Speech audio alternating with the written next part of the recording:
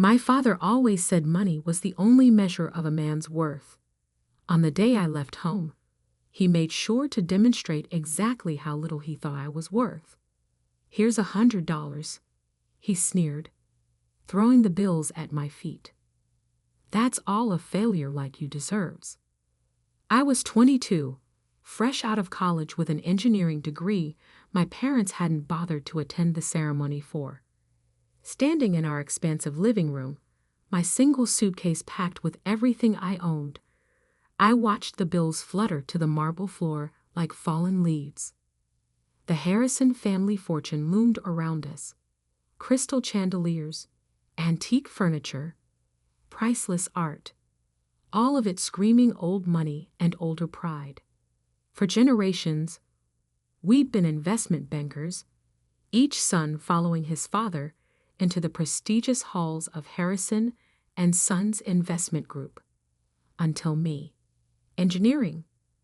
My father had spat when I declared my major. Engineers are glorified mechanics. No son of mine will waste his life tinkering with machines. But I saw something they didn't. While they were counting their millions in traditional investments, I recognized that the future belonged to technology. The next great fortunes wouldn't be made in mahogany-paneled investment offices. They'd be built in garages and labs by people who understood how to merge innovation with opportunity. My mother stood by the grand staircase, martini in hand at barely noon. "James, darling, there's still time to fix this. Come back to the firm. Your father can smooth things over with the board." I looked at her, really looked at her, seeing the practiced smile that had never quite reached her eyes. Growing up, I'd watched her measure her worth by the size of her diamond rings, each one larger than the last, as if trying to fill some void that kept expanding. "No, Mother, I'm done trying to be what you want." My father's face turned that dangerous shade of red I'd grown up fearing. "Then get out. You're no longer a Harrison. The trust fund, the connections, the legacy, you're throwing it all away for some foolish dream." I bent down and picked up the $100. The bills were crisp, new. He'd probably had his assistant get them from the bank specifically for this moment of theatrical cruelty. "Keep the trust fund," I said, tucking the bills into my wallet. "I'll build something of my own." My father laughed, the sound echoing off the high ceilings. "You? Build something? You can barely dress yourself properly." He gestured at my simple button-down shirt and slacks, so different from his custom-tailored suit. "Without the Harrison name, you're nothing."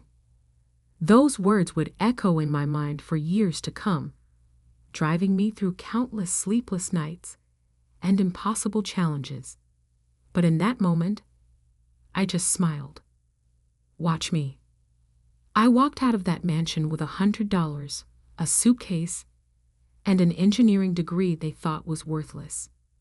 My childhood home's enormous iron gates closed behind me with a final, dramatic clang. Standing on the sidewalk, I realized I had no car. It was in my father's name. No place to live. The apartment near college had been paid for by the trust fund, and exactly $100 to my name. But I had something they didn't understand, a vision of the future and the skills to build it. I walked to the bus station, bought a $40 ticket to Silicon Valley, and used another $10 on a burger and fries.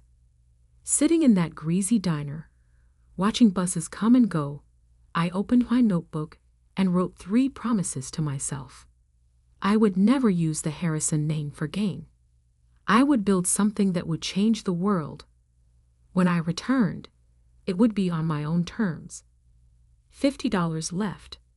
Not enough to rent a place, barely enough to eat for a few days.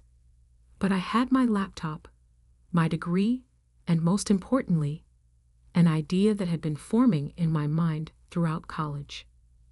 The world was rapidly moving toward renewable energy, But there was a critical problem no one had solved: storage. Solar and wind power were becoming cheaper, but batteries remained inefficient and expensive.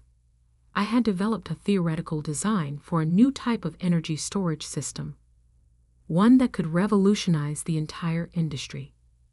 The problem was, building it would take millions in funding, years of research, and resources I didn't have. My professors had called the idea brilliant but impractical. My father had called it delusional. I called it my future. As my bus pulled away from the station, I watched my hometown disappear into the darkness. I'd spent 22 years trying to be the son they wanted. Now it was time to become the man I was meant to be. Little did I know that this $100 journey was the beginning of a story that would reshape the entire energy industry.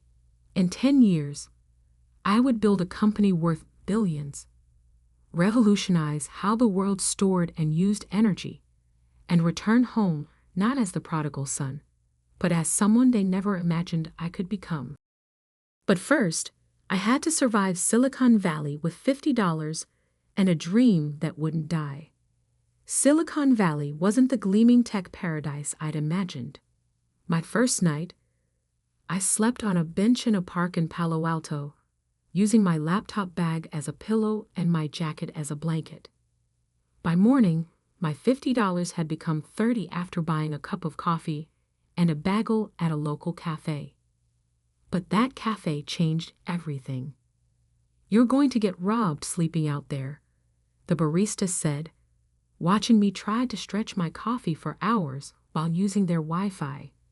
Her name was Maya, and instead of kicking me out, she offered me a deal: help fix their constantly breaking espresso machine, and I could sleep in the storage room after hours. I fixed their machine in 20 minutes. The owner was so impressed, he offered me a part-time job doing maintenance work. Just like that, I had income and a place to sleep, even if that place was a room full of coffee beans and paper cups. During days, I worked at the cafe. During nights, I refined my energy storage designs, using the cafe's Wi-Fi to research patents and technology trends. Maya would sometimes bring me leftover pastries, peek at my complex diagrams, and ask questions that actually helped me clarify my thinking. "So basically, you're building a better battery?" she asked one night. "Not exactly," I explained, showing her my sketches. "Traditional batteries waste too much energy during storage and transfer. My design uses a new type of molecular structure that could store energy at almost 100% efficiency." She stared at the diagrams. "And why isn't anyone else doing this?" "Because it's theoretically impossible," I grinned. "But I think I found a way." 3 months of cafe work gave me enough savings to rent a tiny room in a shared house with 5 other tech dreamers. It wasn't much, but it had a desk where I could work. I also started freelancing as a technical consultant, helping local startups with engineering problems. That's how I met David Chen. "Your solution for our power management issue saved us months of work," he said after I'd helped his startup fix a critical hardware problem. "What else are you working on?" I hesitated, then decided to take a chance. I showed him my energy storage designs. David was silent for a long time, staring at my detailed technical specifications. Finally, he looked up. "This could change everything, but you'll need serious funding to build a prototype." I know. I didn't tell him about my family's wealth, about the trust fund I'd walked away from. "I'm working on it." David proved to be more than just another client. He introduced me to Dr. Sarah Wong, a leading researcher in molecular engineering at Stanford. She spent 6 hours grilling me about my designs, trying to find flaws in my theories. "It's ambitious," she finally said. "Maybe impossible. But if it works—" She paused. I have some connections at Berkeley's Energy Research Center. Would you be interested in using their lab facilities? Would I be interested in accessing one of the world's top research facilities? Yes, I managed to say calmly. I would. For the next year, I worked 4 jobs: cafe maintenance in the mornings, freelance consulting during the day, research at Berkeley's labs in the evenings, and refining my designs late into the night. I lived on energy drinks and determination. Then came the breakthrough. It happened at 3 a.m. in the Berkeley lab. I'd been testing different molecular configurations for weeks, trying to find the perfect structure for energy storage. When the test results came back, I checked them 3 times because I couldn't believe what I was seeing. It worked. The prototype stored energy at 98.7% efficiency, nearly perfect energy transfer, something that was supposed to be impossible. Dr. Wang verified my results herself. "This isn't just a breakthrough," she said, staring at the data. "This is revolutionary." Within a week, I had meetings with 3 major venture capital firms. David helped me prepare my pitch, and Maya came over every night to help me practice, throwing tough questions at me until my answers were perfect. The first 2 VC firms said the same thing: brilliant, but too risky. The third meeting was different. "Your technology could revolutionize renewable energy storage," said Alexandra Martinez, the lead partner at Quantum Ventures. "But why should we trust a 23-year-old unknown?" I met her eyes. "Because I've spent the last year proving impossible things are possible. Give me a chance to prove one more." They invested $5 million for a 25% stake in my company, which I named Nova Energy Systems. The name was a private joke, a new star rising from nothing. I moved the research to our own facility, hired a small team of brilliant engineers, and worked harder than ever. We faced countless technical challenges, numerous failures, and moments when it seemed everything would fall apart. But 2 years later, we did it. Our first commercial-scale energy storage system was ready for testing. When the results came in, they exceeded even our highest expectations. Our system could store and deliver energy with 99.1% efficiency, nearly 3 times better than the best existing technology. The energy industry exploded with interest. Solar and wind power suddenly became not just viable, but economically superior to fossil fuels. Every major power company wanted our technology. Nova Energy Systems went public 3 years after that first VC investment. The stock price doubled on the first day. By the end of the week, my stake in the company was worth over $100 million. I bought my first suit since leaving home, not from the expensive tailor my father used, but from a boutique that catered to tech executives. Maya, now our head of operations, helped me choose it. "Planning to show off for someone?" she asked with a knowing smile. "No," I said, adjusting the perfectly fitted jacket, "but I think it's time to pay a visit home."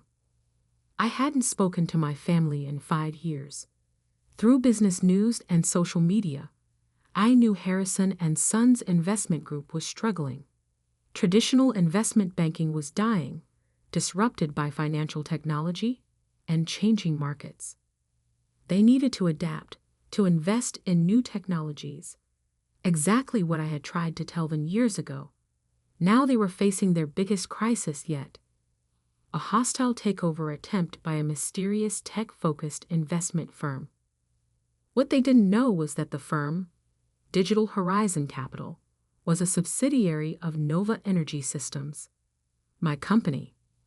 I booked a flight home, my $100 million net worth a far cry from the $100 I'd left with. But I wasn't going back to reconcile or to gloat. I was going back to buy the company that had declared me worthless. Maya caught me staring at my old family photo before I left. Are you sure about this? I tucked the photo away. They taught me that money was the only measure of worth. Time to show them exactly what I'm worth. I didn't know then that my return would shake the Harrison family to its core, that my revenge would be both sweeter and more complicated than I'd imagined, or that the $100 lesson they taught me would end up costing them everything. But I was about to find out. The Harrison and Sons Investment Group headquarters hadn't changed. The same imposing limestone building, the same gold lettering, the same air of old money arrogance. But this time, I walked in through the front door not as the disappointing son, but as the CEO of the company trying to acquire them.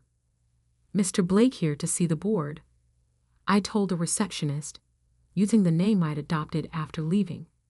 She directed me to the top floor, not recognizing the prodigal son returning home. The Harrison boardroom was exactly as I remembered. Dark wood paneling, oil paintings of past chairmen, the family crest carved above the fireplace. I played under that table as a child, listening to my father negotiate deals and destroy competitors. Now I sat at the head of that table, waiting. They filed in one by one, board members, executives, and finally, my father. He'd aged more than 5 years should allow. His once commanding presence diminished by stress and failing fortune. He didn't recognize me at first, his eyes sliding past me as he took his seat. Gentlemen, I began, I'm here representing Digital Horizon Capital regarding our offer to acquire Harrison and Sons. We're not interested in being acquired by some tech upstart, my father snapped, still not really looking at me. Harrison and Sons has stood for 150 years and will collapse within 5 if you don't adapt. I cut in, letting my natural voice replace the carefully neutral tone I'd been using. Isn't that right, Father? The room went deadly silent. My father's face went from red to white as recognition dawned. James? Hello, Father. Miss me? One of the board members, old Mr. Peterson, who'd known me since childhood, actually gasped. Little James Harrison? Actually, it's James Blake now, I corrected him. And I'm here to discuss the future of this company. My father's shock turned to anger. This is some kind of trick. You're working for Digital Horizon? I smiled. No, Father. I own Digital Horizon. It's a subsidiary of Nova Energy Systems. I enjoyed watching their faces as the connection hit them. Yes, that Nova Energy Systems. The company revolutionizing energy storage technology worldwide. Impossible, my father whispered. You left with nothing. No, I said softly. I left with $100. Your last lesson about the value of money. Would you like to know what that lesson bought? I nodded to my assistant, who began distributing folders to each board member. Nova Energy Systems is now worth $4.2 billion. Digital Horizon Capital, which you somehow failed to investigate properly, is our investment arm. Over the past year, we've been quietly buying Harrison and Sons stock through various shells and subsidiaries. I opened my home folder. As of this morning, we own 45% of your shares. We also own the majority of your corporate debt, which, thanks to your recent difficulties, is substantial. The blood drained from my father's face as he realized the full scope of what I'd accomplished. The son he'd thrown away had returned to take everything.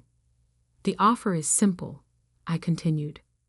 Harrison and Sons will be absorbed into Digital Horizon. The family name will be retired. The board will be dissolved. I paused, looking directly at my father. And you will step down, effective immediately. "You can't do this," he sputtered. "The family legacy. The family legacy is dying." I cut in sharply. "Your investment strategies are outdated, your technology is ancient, and your arrogance has blinded you to the changing world. I tried to tell you this 5 years ago, but you were too proud to listen." Mr. Peterson cleared his throat. "James, surely we can discuss this. You're still a Harrison." "No," I said firmly. "You all made it very clear that I stopped being a Harrison the day I chose to build something new instead of clinging to something old. I'm not here for reconciliation. I'm here for business." I stood up, straightening my custom-made suit that cost more than that first $100 1,000 times over. "You have 24 hours to accept the offer. If you refuse, Digital Horizon will call in all outstanding loans immediately. Harrison and Sons will not survive the week." My father found his voice again. "You would destroy your own family's company? Everything we built?" "No, Father. You destroyed it with your stubborn refusal to change. I'm offering you a chance to save what's left. The jobs, the clients, the legacy you claim to care about so much. Whether that legacy bears the Harrison name is no longer your choice." I walked to the door, then turned back one last time. "Oh, and Father? Remember when you said money was the only measure of a man's worth?"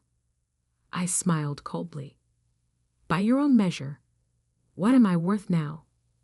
The next 24 hours passed in a blur of legal meetings and press inquiries.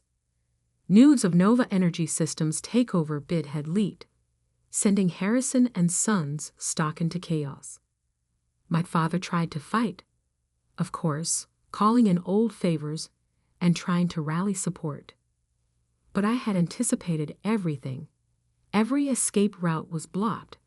Every potential white knight was already aligned with us. Every financial lifeline was closed. The empire he'd spent his life protecting was now in my hands. They signed the papers the next day, in the same room where he'd once thrown $100 at my feet.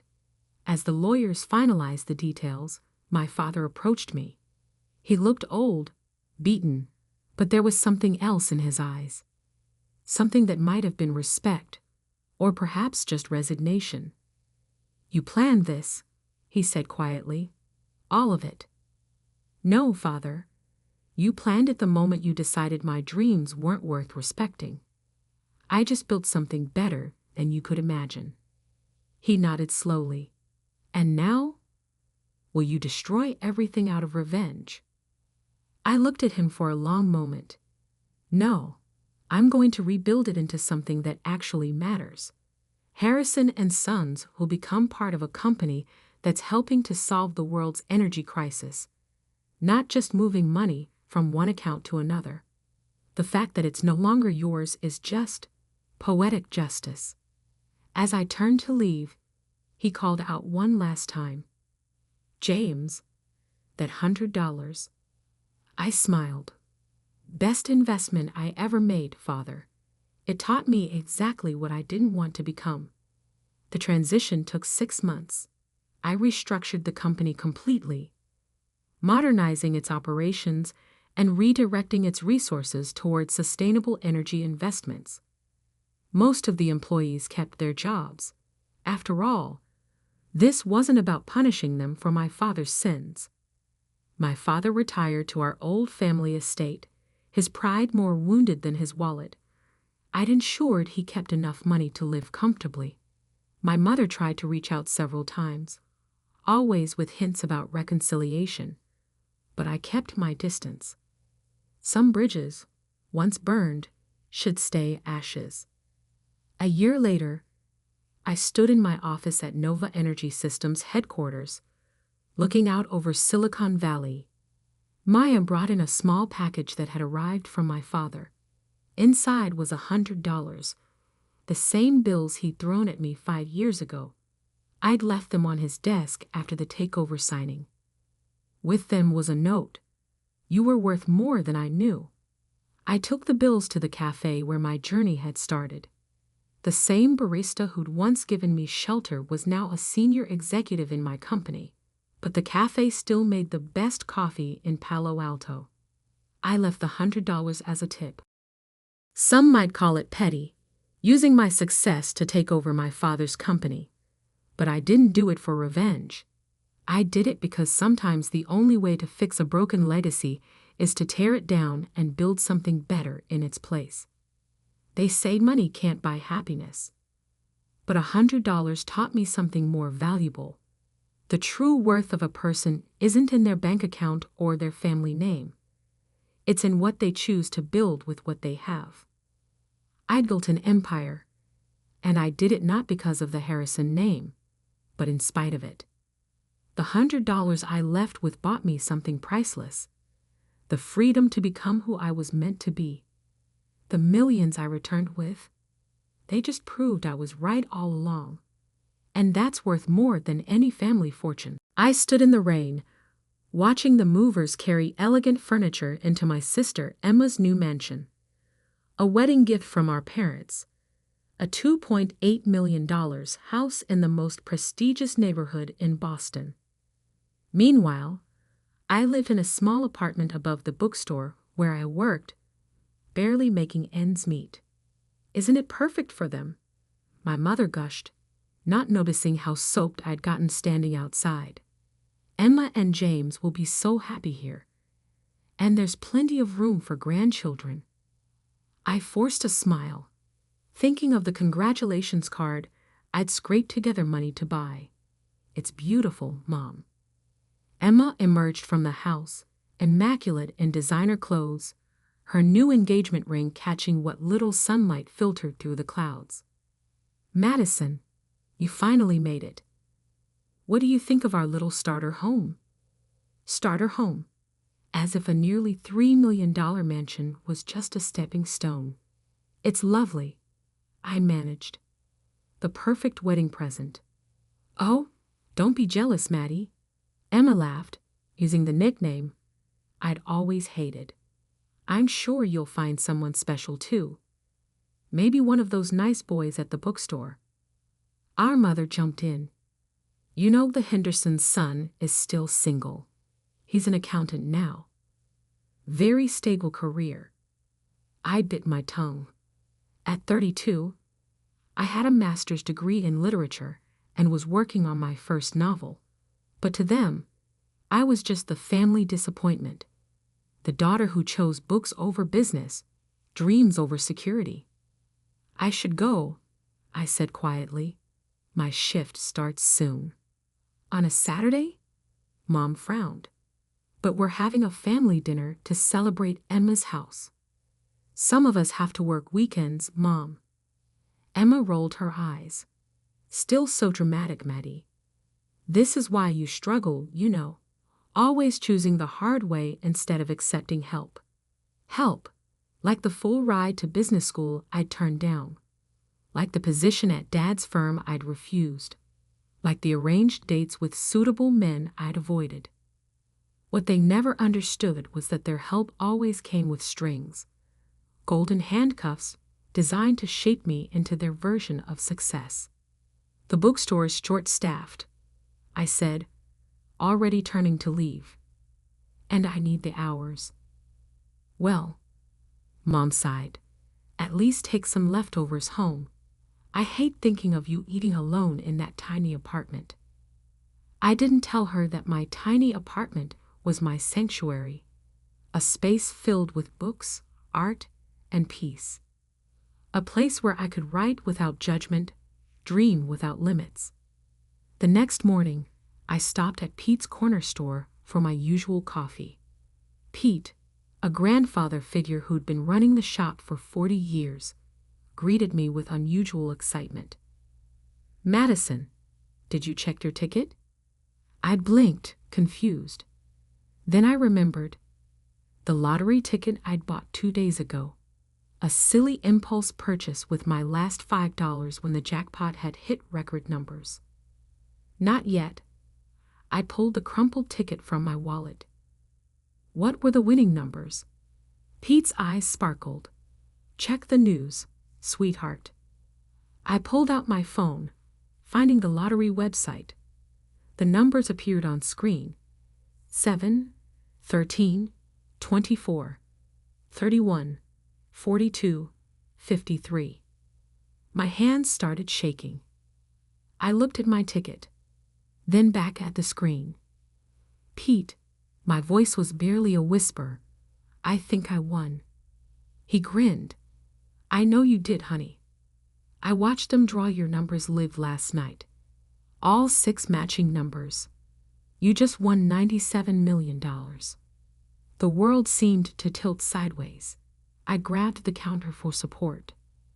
Sit down before you fall down. Pete guided me to a chair. Deep breaths. This is big news, but you need to be smart now. Don't tell anyone yet. Get a lawyer first, and for heaven's sake, sign that ticket. With trembling fingers, I signed the back of the ticket. Pete locked it in his safe, made me drink some water, and called his daughter, a respected financial attorney. Caroline will meet you in an hour, he said. She'll help you do this right. I nodded, still dazed. Pete, my family. He squeezed my shoulder. We'll find out soon enough. But right now, this is your moment. Don't let anyone take it from you. As I waited for Caroline, my phone buzzed. A text from Emma. Family brunch tomorrow to discuss wedding plans. Wear something nice for once, and try not to be late like always. I stared at the message, thinking of her mansion, her perfect life, our parents' endless praise.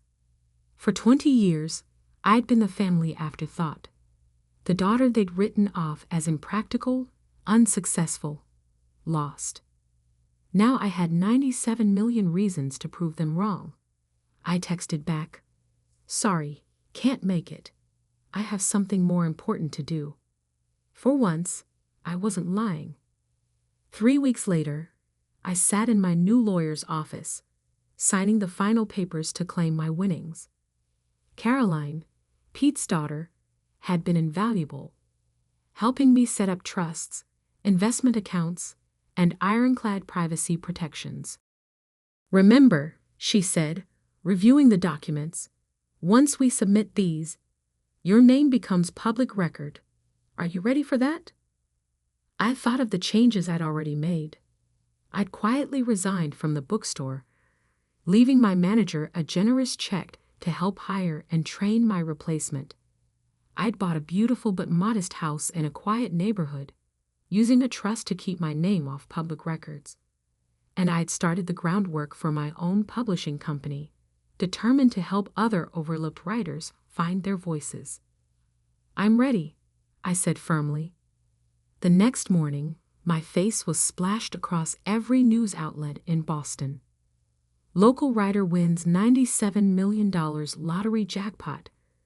Bookstore employee becomes multimillionaire overnight. Madison Bennett claims record-breaking prize. My phone exploded with messages. Old classmates, distant relatives, forgotten acquaintances, all suddenly remembering my existence. But the messages I was waiting for came last. First, Emma. OMG, Maddie. Why didn't you tell us? Call me immediately. Then Mom. Madison Elizabeth Bennett. How could you keep this from your family? We're coming over right now. Where are you living? Finally, Dad. Your mother is hysterical. Call us this instant. I turned off my phone and poured myself a cup of tea, settling into my new home office. Through the window, I could see the garden where I planned to create a reading nook. The morning sun painted everything in soft gold, making the moment feel almost magical. My doorbell rang. Through the security camera, another of Caroline's suggestions, I saw them. My parents and Emma, standing on my porch. Emma was dressed like she was heading to a photo shoot, while my mother kept smoothing her designer dress nervously. I took a deep breath and opened the door. "Madison," my mother burst out. "We've been so worried. Why haven't you answered our calls? And how did you afford this house? The lottery money hasn't even been released yet and—" "Hello, Mother." I cut her off calmly. "Would you like to come in?" They filed into my living room, taking in the tasteful furnishings and wall-to-wall bookshelves with barely concealed surprise. "Well," Emma said, running a finger along the shelf, "I suppose now you can finally move to a better neighborhood. Maybe near my new house. There's a lovely little colonial for sale, only $4 million. "I'm happy here," I interrupted. "But thank you for your concern." "Maddie, darling." My mother leaned forward, her voice dripping with honey. "You have to understand our shock. This is life-changing money. You'll need guidance, proper financial advice. Your father knows several excellent wealth managers." "I have a team of advisors," I said. "And it's Madison, not Maddie." "Don't be difficult," Emma snapped. "We're trying to help. God knows you've never been good with money. Like that time I loaned you $10,000 for your starter business?" I asked quietly. "The one you never paid back?" Emma's face flushed. "That was different. I needed—" "What you needed was to take responsibility." I stood up, my voice steady. "Something none of you have ever expected from her. Now see here." My father finally spoke, his face reddening. "We've always supported you both equally." I laughed, actually laughed. "Equally. You bought Emma a mansion for her wedding. You paid for her business school, her first car, her perfect wedding. What did you give me for graduation? A lecture about practical career choices. Because we worried about you." My mother cried. "Your choices were so impractical. We just wanted— You wanted me to be like Emma," I finished. "The perfect daughter, the sensible one. Well, guess what? My impractical choices led me here. My job at the bookstore, the one you all look down on, is where I bought the winning ticket. And now you can finally have a real life," Emma said, as if she was being generous. "We can help you invest, get you into the right social circles." "No." The room fell silent. "What do you mean no?" my father demanded. I walked to my desk and pulled out 3 envelopes. "Emma, this is a cashier's check for $10,000, repaying the loan you've conveniently forgotten about." I handed her the first envelope. "Mom, Dad, this is a check for $15,000, the total of every gift, every payment, every contribution you've ever made to my life. I've kept careful records." They stared at the envelopes, speechless.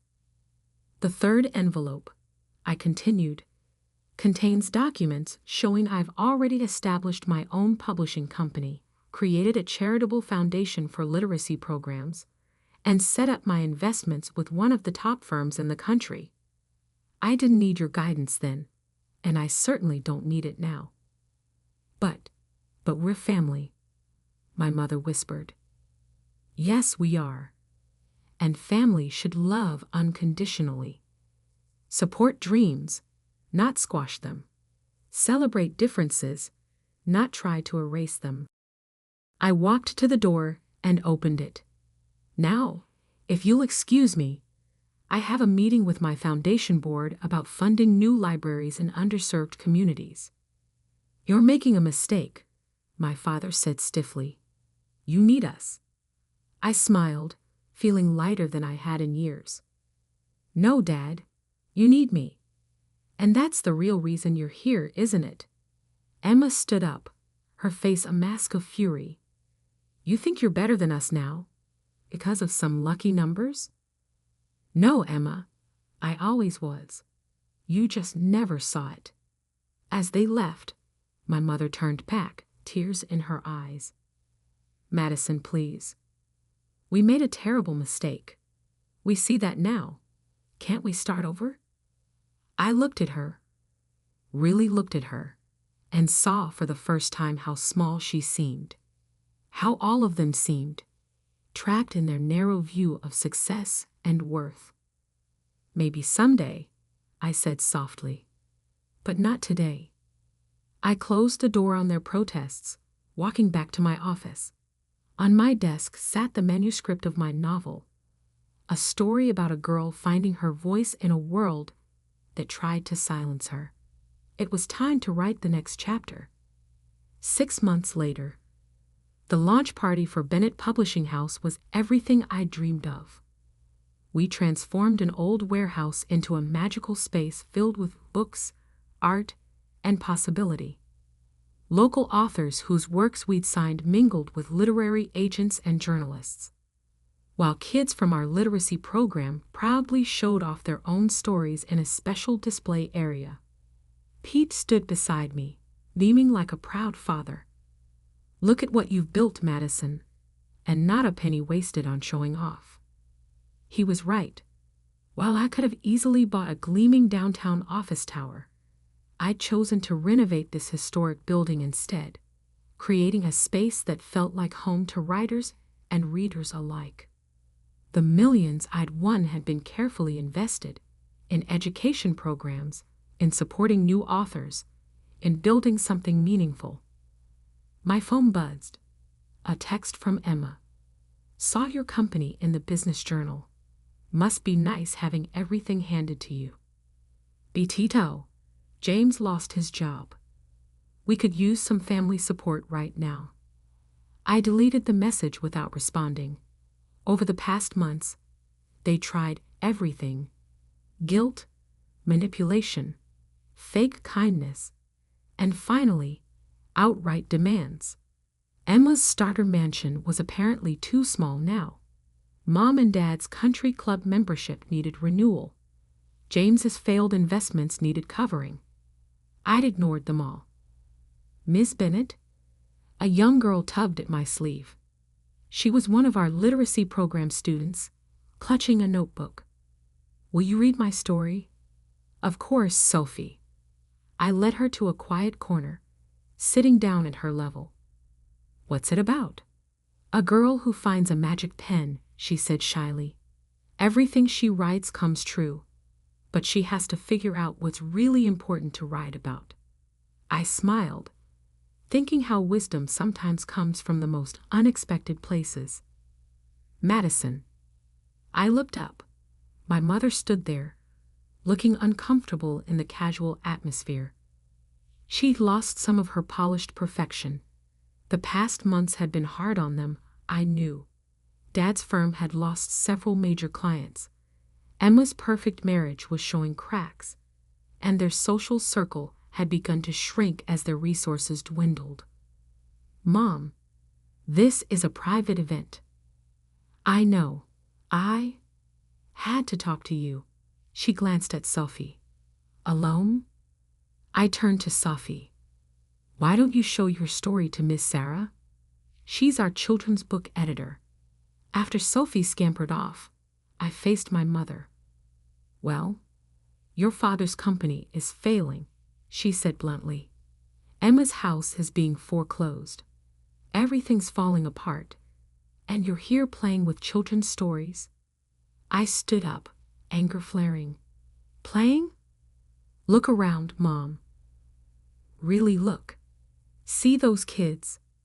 They're learning to love reading, to believe in their own voices. See those authors? They're getting chances they never had before. I'm not playing. I'm building something real. But your family has never respected my choices. I cut in. Even now, you're not here because you care about what I've built. You're here because you need money. She flinched. We're still your family. Are you? I walked her over to our wall of success stories. Photos of children reading, authors signing their first contracts, community programs making real change. Family celebrates each other's victories. Family supports each other's dreams. When was the last time you asked about my novel? My goals? My happiness? I don't know. Exactly. I turned to face her. The lottery didn't change who I am, Mom. It just gave me the freedom to stop seeking approval I was never going to get. Tears filled her eyes. We were wrong. I see that now. But can't you forgive us? Forgiveness isn't the issue, I said gently. I forgave you months ago. That's why I'm not angry anymore. But forgiveness doesn't mean letting people keep hurting you. What do you want from us? Nothing. That's the point. I don't need anything from you anymore.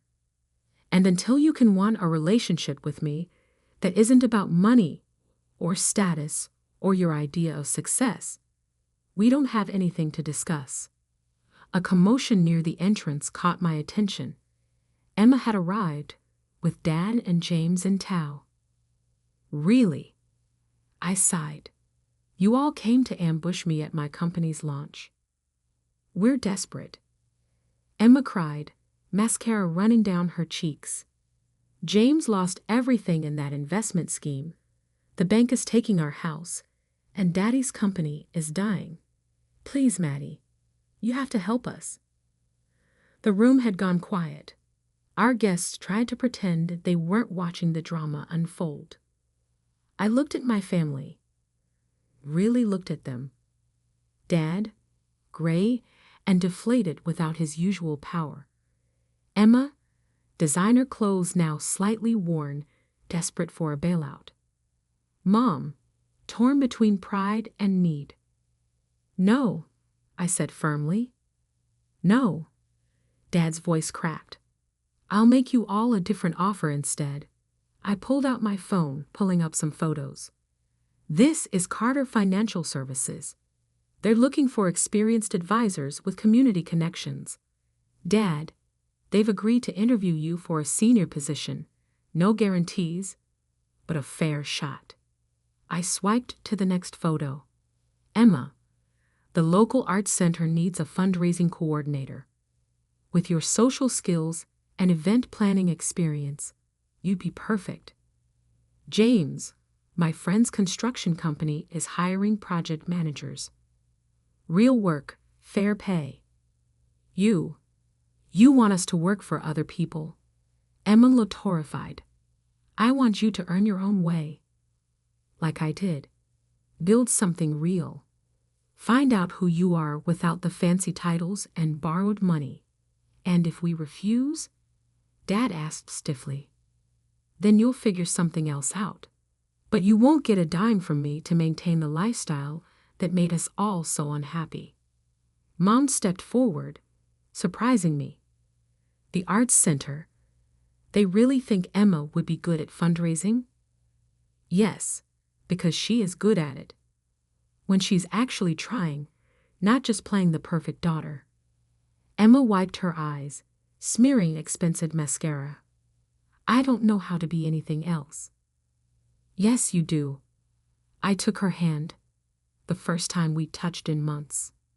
You're smart, capable, and determined. Use those qualities for something meaningful instead of just appearances. Dad cleared his throat. The position at Carter Financial.